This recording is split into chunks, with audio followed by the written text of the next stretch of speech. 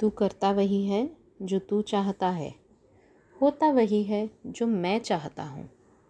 तू वही कर जो मैं चाहता हूँ, फिर वो होगा वही जो तू चाहता है। ये भगवान श्री कृष्ण ने कहा है हम सभी को, और ये इसी के ऊपर आधारित आज मैं उन्हीं की एक भगवान श्री कृष्ण की एक छोटी सी बहुत ही सुंदर कथा सुनाने जा रही हूँ।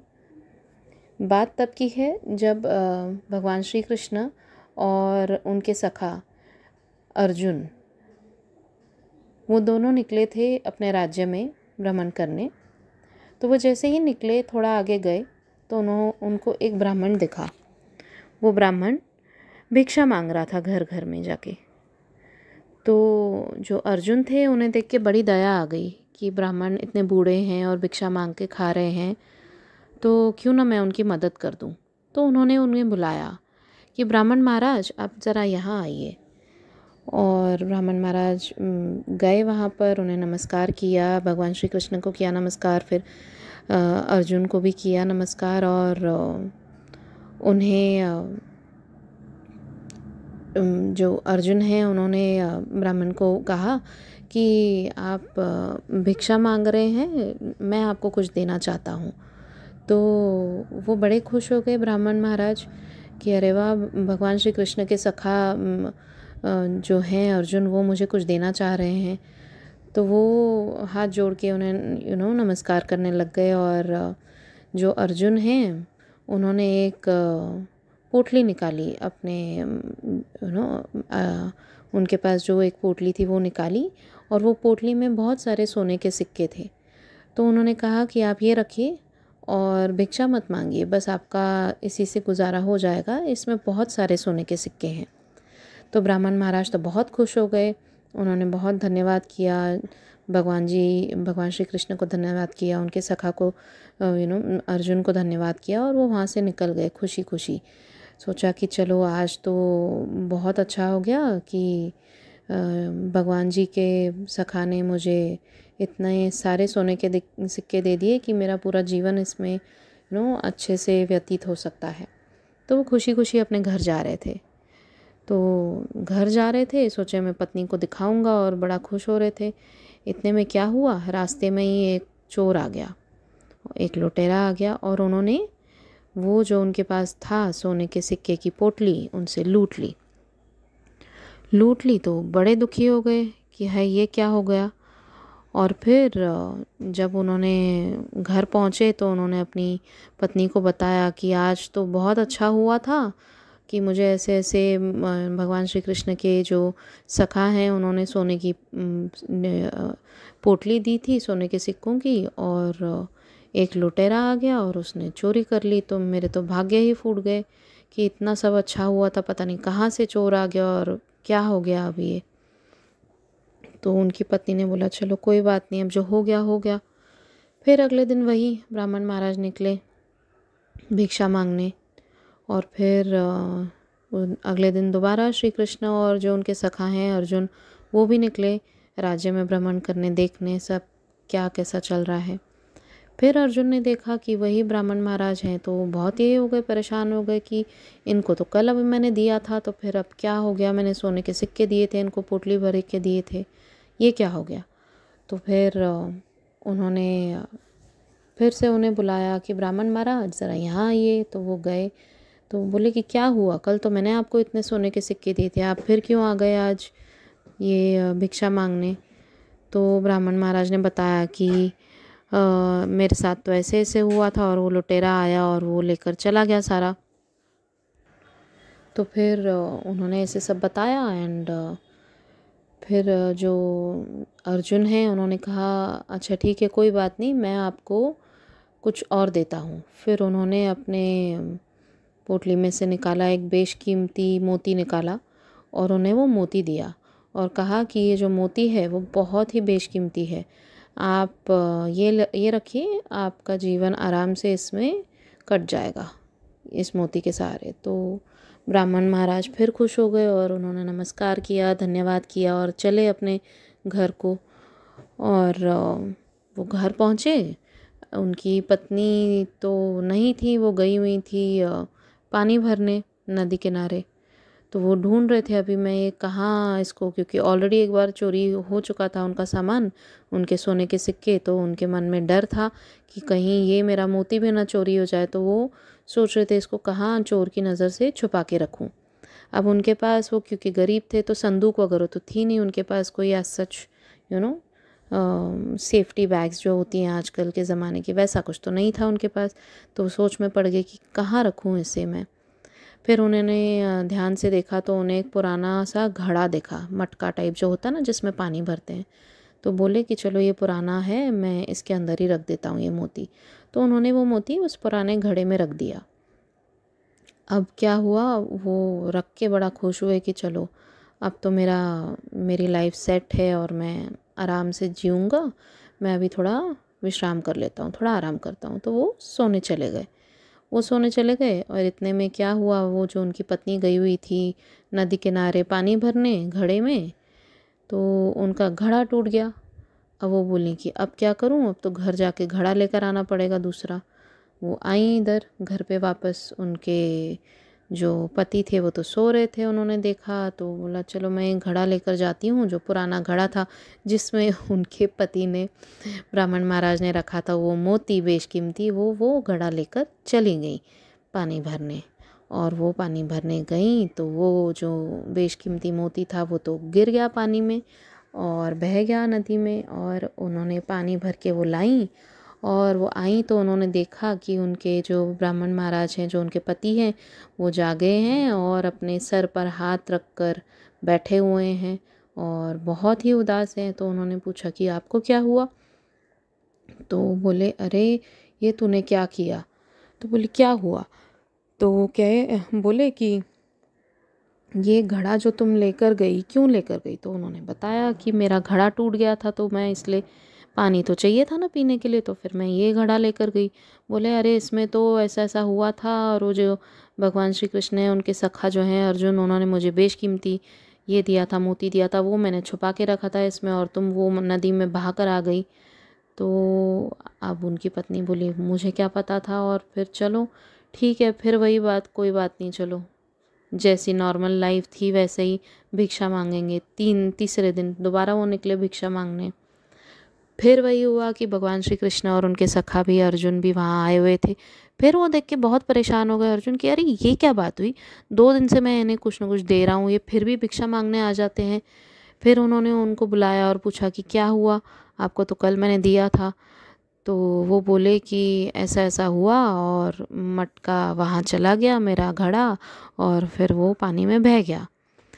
तो अभी जो अर्जुन थे उन्होंने आखिर श्री कृष्ण की तरफ, भगवान श्री कृष्ण की तरफ देखा और उन्हें हाथ जोड़ते हुए कहा कि प्रभु अभी आप ही कुछ कीजिए इनका, क्योंकि मैं तो जो दे रहा हूँ इनके हाथ में टिक नहीं रहा है, अभी आप ही कुछ कीजिए, इनकी मदद कीजिए। तो भगवान श्री कृष्ण ने कहा कि अच्छा चलो ठीक है, मैं इनकी मदद करता हूँ। उन्होंने 2 पैसे निकाले, 2 सिक्के, 2 पैसे निकाले अपने बैग में से और वो ब्राह्मण महाराज को दिए और बोले कि ये आप रखिए और अब आप आगे की तरफ मत जाइए, आप पीछे की तरफ जाइए, जहाँ से आए हैं वहीं लौटिए और जाइए आप वहाँ उस रास्ते से वापस घर जाइए। तो उन्होंने कहा अभी भगवान जी का आदेश है वो तो पालना ही पड़ेगा। तो उन्होंने बस नमस्कार किया और वहाँ से चल दिए। और जाते जाते उनके मन में आ रहा था कि उनके जो भगवान श्री कृष्ण के सखा हैं वो तो इतने मतलब दानवीर हैं कि उन्होंने मुझे इतना कुछ दिया, लेकिन भगवान जी ने मुझे सिर्फ 2 सिक्के दिए, 2 पैसे दिए, उसमें मेरा क्या होगा। ये सोचते हुए वो चले जा रहे थे। तो जैसे वो जा रहे थे नदी किनारे, एक नदी उनको उनके रास्ते में पड़ी। तो वो नदी की तरफ से एक मछुआरा आ रहा था। वो मछुआरे के पास उसने एक मछली पकड़ी हुई थी। तो उसको जो ब्राह्मण महाराज हैं उनको मछली के ऊपर दया आ गई। बोले कि 2 पैसे मेरे क्या काम आएंगे, चलो मैं ये मछली को छुड़ा देता हूँ। तो फिर उन्होंने उनको बोला, वो जो मछुआरा था उनको बोला कि ये मछली मुझे दे दो, इसे छोड़ दो, इसे फ्री कर दो। तो 2 पैसे तुम ये रख लो। तो उन्होंने वो 2 पैसे उसको दे दिए। वो मछली ले ली और अपने कमंडल में डाल दी। कमंडल वो जो ब्राह्मण नॉर्मली कैरी करते हैं ना, पानी का जो उनका छोटा सा एक मटका टाइप होता है उनके हाथ में, उसको कमंडल कहते हैं।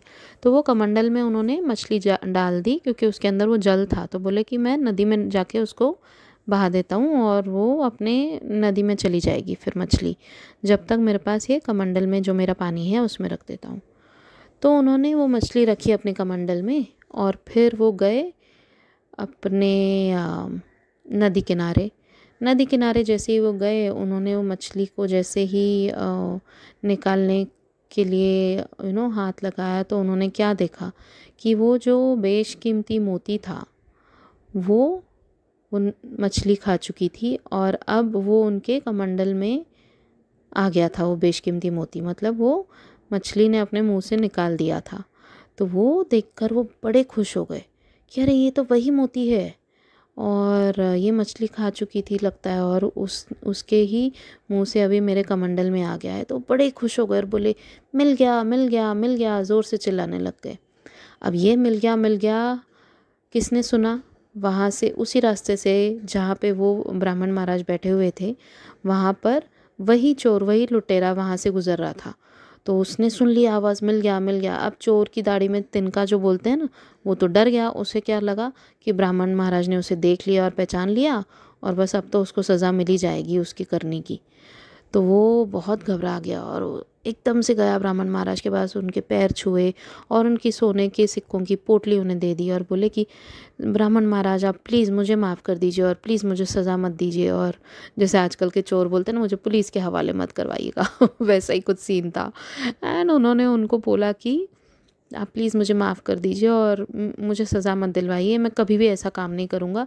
ये रही आपकी सोने की पोटली, सोने के सिक्कों की पोटली। ब्राह्मण महाराज इतना हैरान और इतना खुश, बोले अरे वाह, ये तो मुझे मोती भी वापस मिल गया और ये भी वापस मिल गया, मेरे सोने के सिक्के भी वापस मिल गए, ये तो कमाल ही हो गया। भगवान जी आपने तो 2 सिक्के दिए थे और उसी के कारण आज मुझे वापस मैं इस रास्ते से आया और मुझे क्या क्या नहीं मिल गया, मेरे खोया हुआ सब मिल गया वापस। तो बस ये बहुत खुश हो गए। और ये सब देख के, जो ये सब ना अर्जुन और श्री कृष्ण भी देख रहे थे दूर से खड़े हुए, और अर्जुन जो हैं वो इतना खुश हो गए और बोले कि भगवान श्री कृष्ण को नमस्कार करते हुए बोले हाथ जोड़ के कि ये कैसी लीला हुई आपकी कि मैंने उसे इतना सब कुछ बेशकीमती दिया पर उसका कुछ ना हुआ, आपने 2 सिक्के दिए और उसकी तो किस्मत ही पलट गई। तो भगवान श्री कृष्ण बोले कि अर्जुन ये सब मैंने कुछ नहीं किया है, ये उसी के कर्मों का फल है जो उसे मिल रहा है। जब तुमने उसे बेशकीमती सोना और बेशकीमती मोती दिया, तब वो सिर्फ अपने बारे में सोच रहा था कि मैं इससे ये करूँगा, मैं इससे वो करूँगा।